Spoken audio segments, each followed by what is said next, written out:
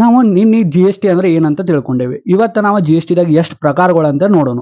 G S ಟಿದಾಗ C G S T, S G S T ಮತ್ತು I G S T ಮತ್ತು U T G S T ಅಂತ ಬರ್ತಾವ. ಇವಾಗ C G S T, S G S T ಅಂದ್ರೆ ಏನಂತ ತಿಳ್ಕೊಳ್ಳೋಣ. ಸಿ ಜಿ ಎಸ್ ಟಿ ಅಂದ್ರೆ ಏನಪ್ಪಾ ಅಂತಂದ್ರೆ central goods and service tax ಅಂತ ಹೇಳ್ತೀವಿ. ಎಸ್ ಜಿ ಎಸ್ ಟಿ ಅಂದ್ರೆ state goods and service tax ಅಂತ ಹೇಳ್ತೀವಿ. ಹೌದಾ? ಇದು ಯಾವಾಗ ಅಪ್ಲೈ ಆಗತ್ತಪ್ಪ ಅಂತಂದ್ರೆ ಇದು ನಮ್ಮ within state intra state transactions ಆಗಿದ್ರೆ ಮಾತ್ರ ಇದು C G S T, S G S T apply ಆಗುತ್ತೆ.